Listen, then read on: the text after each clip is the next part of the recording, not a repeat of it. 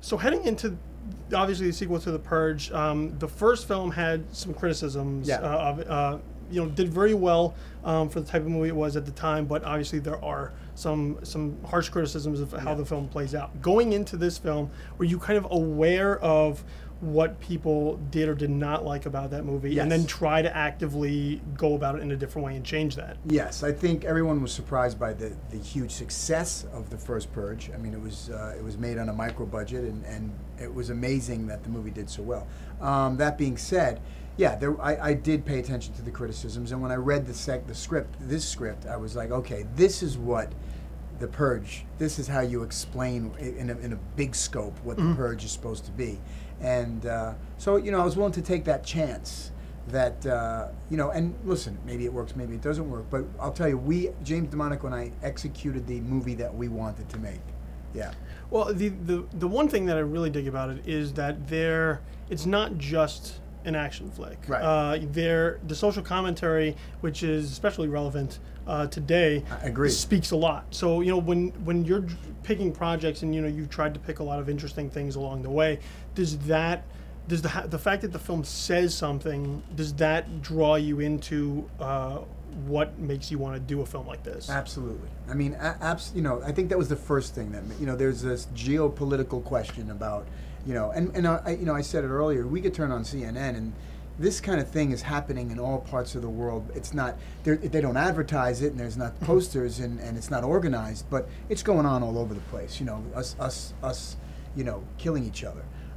So that was definitely one of the things. And then the character is an anti-hero from the 70s, I thought. DeMonico and I, the archetype was Kurt Russell in Escape from New York, or Outlaw Josie Wales with Clint Eastwood. Well, Punisher is the first thing that came to mind. Yeah, and it's funny because that Punisher thing keeps coming around to me. Like, a lot of people say, hey man, dude, you should be the Punisher, as if I should call Marvel and say, hey, I should be the Punisher. Well, that's what I said. I said, I realize he's already locked in as Crossbones, but like, if they're not looking at it for the Punisher, like, they're insane, because this has a very Punisher feel to it. Yeah, as it does. And I know the Punisher. I know that story very well. And I've been dying to get the opportunity to do a character like this. A guy who says little but does a lot. Well, and there's a lot of complexity to him, because he's not a bad guy. No. But he has this mission, I guess, if that's what we want to call it. Yeah. But by that same token, he cannot let bad things happen to good people. Exactly. So when you're, and we talked, around the time of The Gray, which was once again a very morally complex kind of character. Right. Is that you've played a lot of cops and stuff as of late, but when you get these strong character works, is that something that's really at the meat of what you want, which are these guys that aren't so plain, aren't so straightforward, but guys that are complex, that have something to them that makes them really intriguing? Yeah, I mean, at this point in my career, I'm starting to get the opportunity to have choices, and I do choose these guys who maybe, they're part of some subculture, or they aren't, they're certainly not heroes, and there's a journey that these people take, which, just as a human being, I want to be part of that, and I want to empathize with these people and disagree with them at the same time, and that's what this guy was for me. I got to ask you about working with Joe Carnahan, because obviously you guys are intertwined on a lot of things. Yeah. The Death Wish thing didn't happen. I know he's commented recently about, like, he would love to try and reel it back in and get control of it again. But he has made mention that you guys are working on something. Yeah, we are.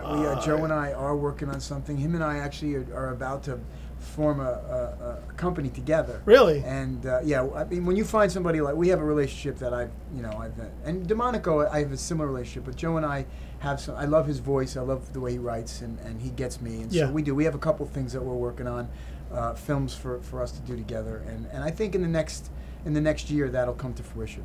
And obviously, this film, Purge Anarchy, the world is built out much more than we saw in the first film. Have there been talks or conversations about your potential role in a Purge 3, whatever it's called, or however far they want to take this thing? Yeah, I mean, depending on the success of the film, because if it doesn't do well, obviously there would never be a Purge 3. But depending on the success of this one, You know, DeMonico and I have already started to kind of, are there ideas that we want to explore?